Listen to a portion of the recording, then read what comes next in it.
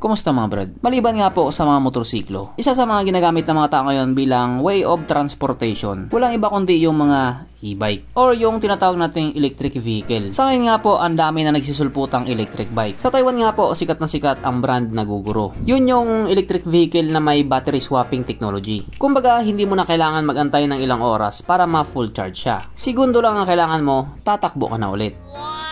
Dito naman sa Pilipinas, kapag sinabi mong e-bike or electric bike, matik na yan. Eh di wow and wow.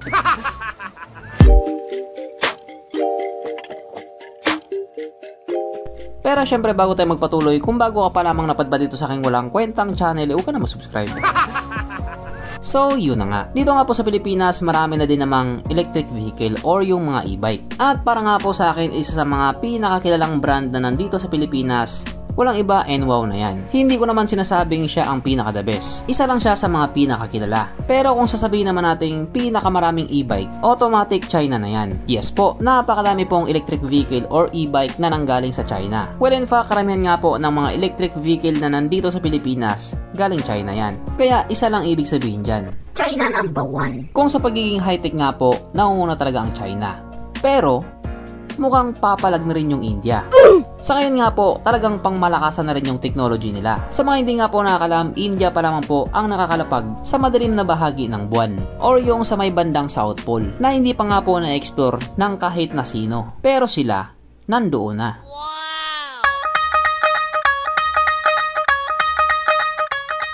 Kabahan na kayo mga alien. Kasabay nga po sa paglapag ng Chandrayaan sa buwan, lumapag din po sa Dubai ang pinagmamalaki ng TVS na isang electric vehicle. Kung nyo nga pong natatandaan at kung atin nga pong babalikan, 2018 nga po isang prototype ang lumabas sa isang auto expo na may pangalan nga pong Crayon, na ngayon nga pong 2023, nagkatotoo na siya.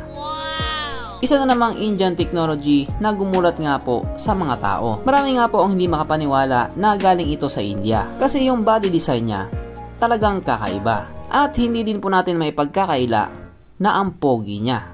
Talagang ang pogi niya. Sa unang tingin nga, hindi mo akalain na electric bike siya. Pero kung titignan mo na siyang mabuti, doon mo na malalaman na electric bike nga talaga siya. Hindi lang basta electric bike. Flagship electric bike. Kung specs at features nga po ang pag-uusapan, full pack na po talaga ito. Yung mga hindi mo inaakalang feature sa isang electric bike, nandito na po sa kanya. High-tech po siya. Pero syempre alam naman natin na kapag high-tech yung isang e-bike, high-tech din yung presyo niya. At kapag nakakarinig nga po tayo ng high-tech na presyo, naha-high blood din po tayo. Yawa, mahal na bugas, mahal ng e-bike. Para lang ma-idea kayo, ang presyo nga po sa electric bike na ito ay 2.5 lakh or 250,000 Indian rupees na kung i-convert nga po natin into Philippine peso, ito po ay papatak ng 171,000 pesos.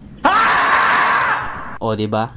Kala mo 20 pesos lang? Walang ganun uy. Sa ngayon nga po, pwede ka na magpa-reserve pero sa November pa talaga ang out nito sa market. Kaya dahil dyan, wala po muna tayong bounce. Anong kailangan kong gawin upang malaman mo?